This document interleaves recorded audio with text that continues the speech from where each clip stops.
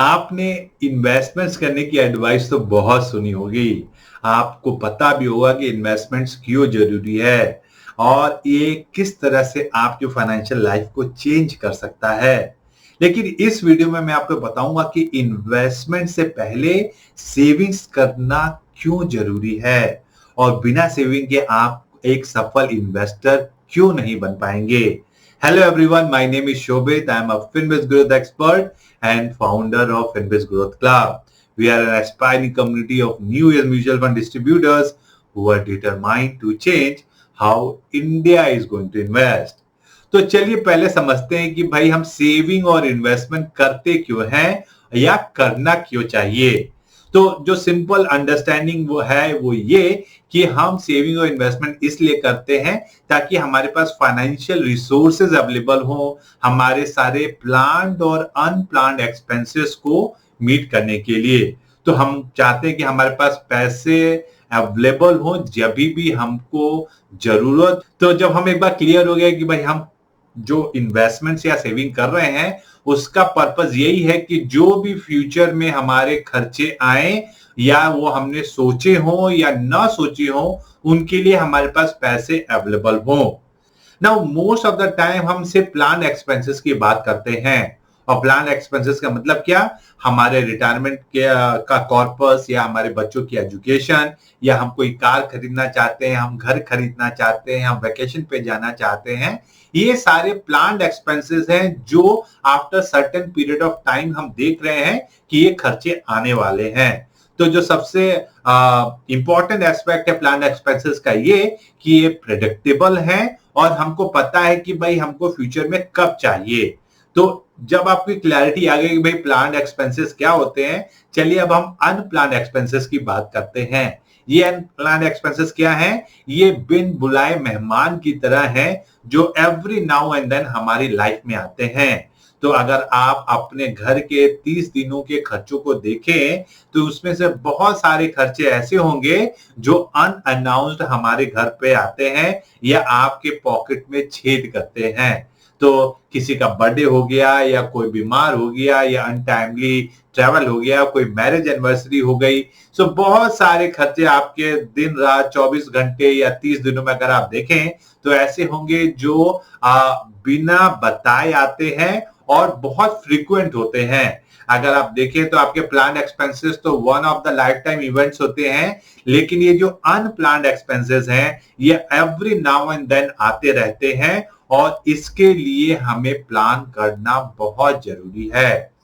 तो अगर आपने ये समझ लिया कि भाई मेरे पास अनप्लान्ड एक्सपेंसेस भी होते हैं और प्लान्ड एक्सपेंसेस भी होते हैं, तो इससे आप समझ सकते हैं कि आपको क्या करना चाहिए। तो जब आपको एक बार समझ में आ गया दोस्तों कि आपके पास अनप्लान्ड एक्सपेंसेस होंगे और प्लान्ड एक्सपेंसेस होंगे, तो चलिए मैं आपको बताता हूं कि सेविंग्स आपको इन्वेस्टमेंट से पहले क्यों करनी चाहिए और इनका क्या रिलेशन है।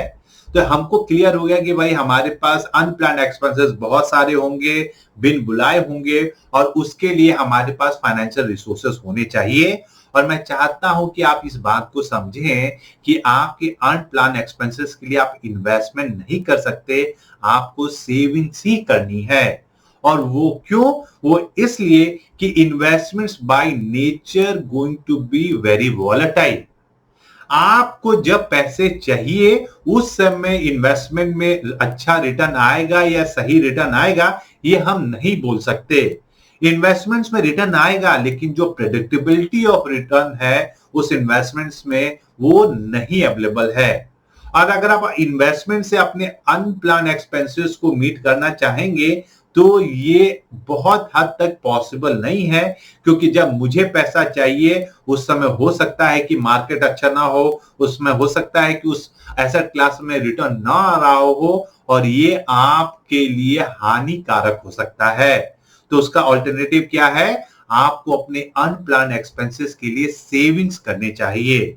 सेविंग्स बाय नेचर उतने वॉलेटाइल नहीं होते, उसमें आपको एक प्रेडिक्टेबिलिटी मिलती है और वो आपके अनप्लान्ड एक्सपेंसेस को मीट करने के लिए एक अच्छे एवेन्यूज हो सकते हैं।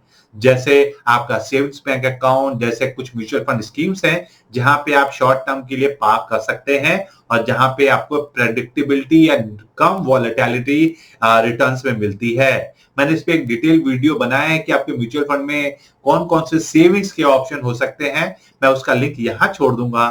मैं चाहता हूं आप उसको जरूर देखें। तो आपको समझ में अभी तक आ गया होगा दोस्तों कि आपके अनप्लान एक्सपेंस के लिए आपको सेविंग्स करना चाहिए, ना कि इन्वेस्टमेंट। अब चलिए मैं आपको बताता हूं कि अगर आपने सेविंग्स नहीं की और आपने अपनी इन्वेस्टमेंट जर्नी शुरू कर दी तो इससे आपको क्यों नहीं फायदा होगा। जैसे हमने डिस्कस किया कि हमारे बहुत सारे एक्सपेंसेस होंगे जो हमारे अनप्लान्ड होंगे और उनके लिए हमको पैसों की जरूरत होगी।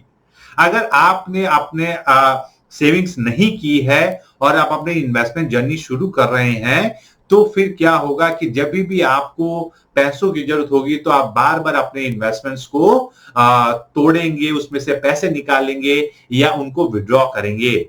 और ये जो फिनोमिना है दोस्तों वो अक्सर हमने इन्वेस्टर्स में देखा है कि उन्होंने बिना अपनी सेविंग जर्नी को स्टार्ट किए अब वो अपनी इन्वेस्टमेंट जर्नी को शुरू कर देते हैं और एवरी नाउ एंड देन वो अपने इन्वेस्टमेंट से विड्रॉल करते रहते हैं। अगर आप every now and then investment से विड्रॉ करेंगे तो आपको जो डिजायर्ड आउटकम है अपने इन्वेस्टमेंट जर्नी से वो नहीं मिल पाएगा।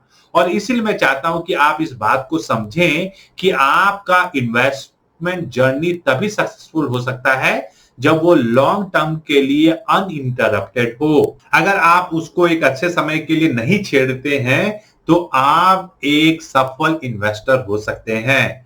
तो आपको पहले ये समझना है और मुझे लगता है कि मैं समझाने में काफी हद तक आपको सफल भी हुआ होऊंगा। पहले आप सेविंग्स करें इन्वेस्टमेंट में जाने से पहले। अगर आपके पास एक अच्छा सेविंग का कॉर्पस है तो आपके जो अनप्लान्ड एक्सपेंसेस है उसके लिए आपके पास सफिशिएंट कुशन है और आप अपने लॉन्ग टर्म इन्वेस्टमेंट को बार बार नहीं छेड़ेंगे और उससे आप डिजायर्ड आउटकम पा पाएंगे। आपको कितनी सेविंग्स करनी चाहिए? मेरा आपको सजेशन है कि आपकी जो मंथली इनकम है उसका 3 से 6 टाइम्स अगर आप सेविंग्स करते हैं तो आप फ्यूचर में जो भी अनप्रिडिक्टेबल एक्सपेंसेस आ सकते हैं उनको सही से मीट कर पाएंगे। तो मुझे लगता है कि मैंने आपको एक नया थॉट प्रोसेस दिया है जिससे आप पहले अपनी सेविंग्स को प्लान करेंगे बिफोर इन्वेस्टमेंट्स में जाने से। मुझे लगता है ये आपको एक सफल इन्वेस्टर बनाएगा। अगर आपको ये वीडियो पसंद आया हो, अगर इससे आपकी इन्वेस्टमेंट जर्नी को एक नया डायरेक्शन मिलेगा तो मैं चाहता हूं कि आप हमारे चैनल को सब्सक्राइब करें, हमें थम्स अप दें ताकि हम आपके साथ लंबे समय तक जुड़े रहें। थैंक यू वेरी मच दोस्तों और मैं आपको अगले वीडियो में मिलता हूं। धन्यवाद।